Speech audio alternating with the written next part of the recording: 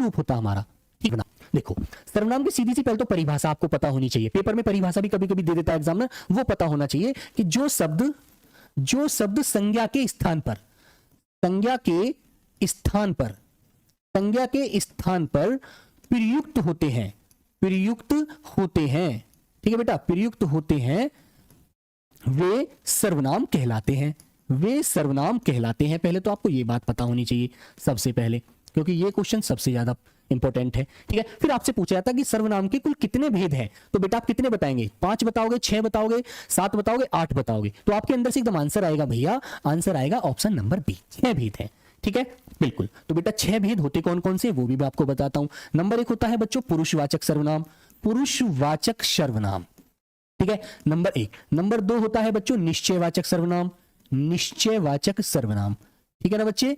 और नंबर 3 होता है बेटा अनिश्चय, अनिश्चय, ठीक है, अनिश्चयवाचक सर्वनाम।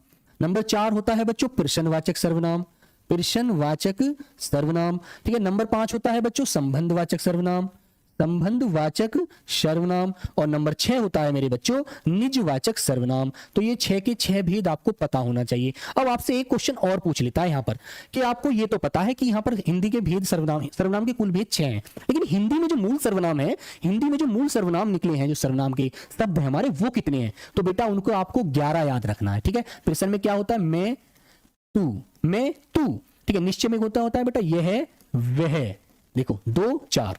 अनिश्चय में होता है कोई कुछ, कोई कुछ। प्रश्न में होता है कौन क्या, ठीक है। संबंध में होता है बेटा जो तो, ठीक है, जो सो। निज में होता है आप। अब तुम गिन लीजिए कितने 11 बैठ रहे हैं, 2 4 6 8 10 11। तो हिंदी में हमारे सर्वनाम 11 होते हैं, ठीक है, याद रखना इस तरह से, ठीक है भाई। तो इससे आपको अगला क्वेश्चन होता है क्लियर।